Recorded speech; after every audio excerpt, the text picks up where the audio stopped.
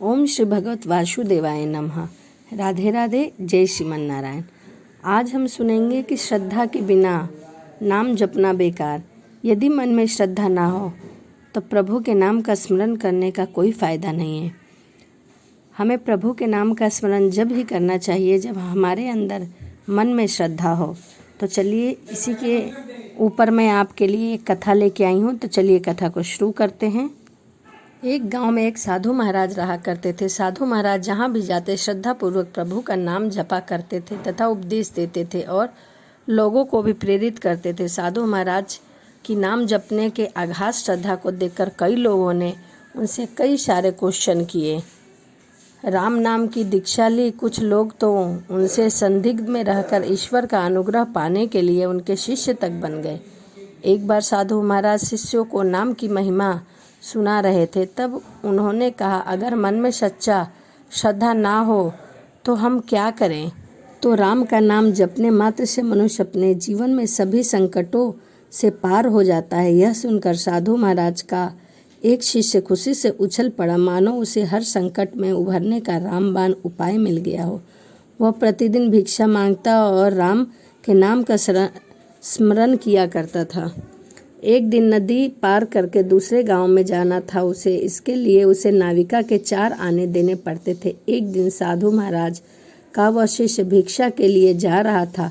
उस दिन दूर कहीं बारिश हुई जिसके कारण नदी में बाढ़ आ गई और वह आगे नहीं बढ़ सका। बाढ़ के कारण नाविका ने उसे नदी पार करवाने से मना कर दिया। तभी शिष्य को गुरुजी का वह उपदेश याद आ गया कि राम के नाम का जपने से मनुष्य अपने जीवन में सभी संकटों को पार कर सकता है। शिष्य ने सोचा कि अगर राम नाम में इतनी सत्यता है तो क्यों ना देखा जाए, सभी संकटों से पार हुआ जा सकता है। तो नदी पार करना कौन सी बड़ी बात है। लेकिन फिर भी उसके मन में कोई संदेह ना था कि कहीं मैं नदी में डूब न जाऊं। इसीलिए उसने पहले अपने गुरुजी से पूछना उचित समझा। वह वापस गुरुजी के पास गया और बोला, गुरुजी आज तो नदी में बाढ़ आई है तो नाविका में नदी पार करवाने से मना कर दिया है, अब मैं क्या करूं।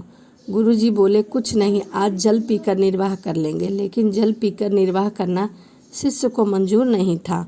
उसके मन में बार बार वही बात आ रही थी जो गुरुजी ने कहा था। उसने गुरुजी से फिर पूछा, गुरुजी आप कहते हैं कि राम नाम जपने मात्र से सभी संकटों से पार हुआ जा सकता है, क्या राम नाम से नदी पार नहीं की जा सकती। गुरुजी बोले, अवश्य श्रद्धा पूर्वक किया जा सकता है। राम नाम सभी संकटों से उद्धार करता है। राम की नाम में बहुत ही शक्ति है, इसीलिए कोई भी संकट हम पार हो सकते हैं, इसमें कोई संदेह नहीं है।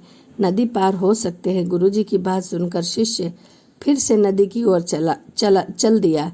शिष्य को पक्का विश्वास तो नहीं था कि नदी पार हो जाएगी, लेकिन फिर भी राम नाम की परीक्षा लेने के लिए वह नदी के पास चला गया।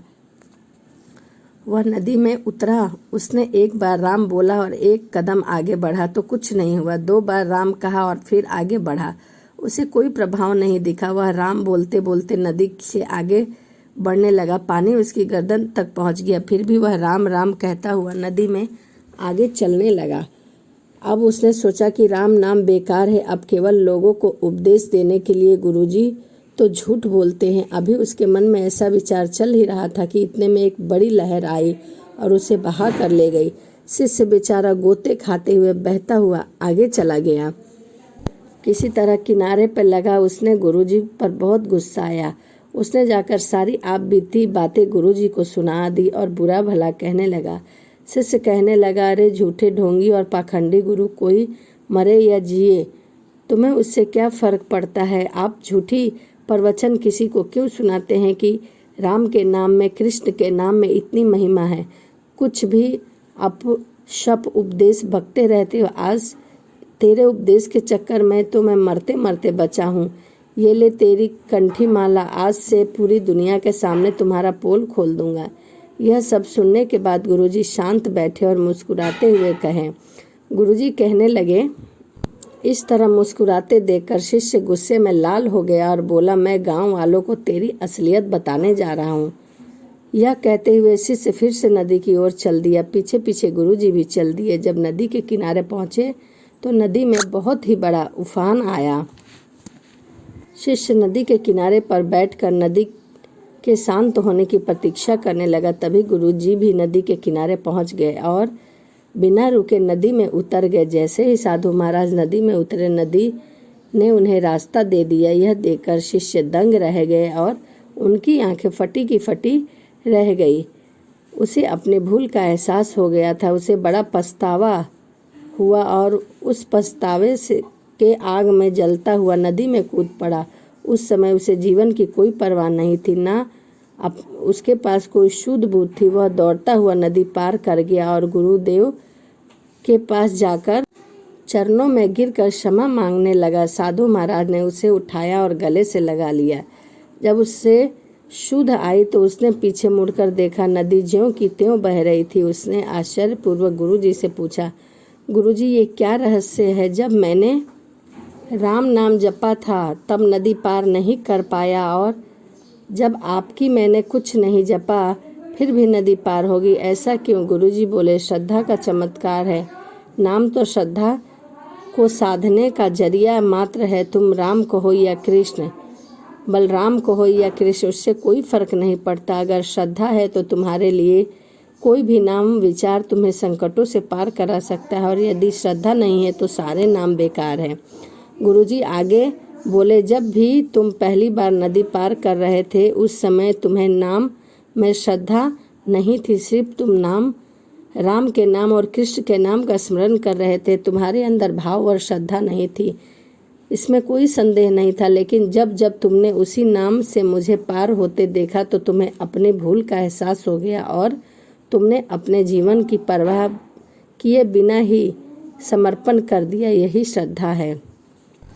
इस कहानी से हमें क्या सीख मिलती है? इस कहानी से हमें यही सीख मिलती है कि हम किसी भी भगवान के नाम का स्मरण करें, लेकिन उनके प्रति हमारे मन में श्रद्धा और भाव जरूर होना चाहिए, चाहे वह कृष्ण हो, राम हो, शिव हो या फिर कोई और।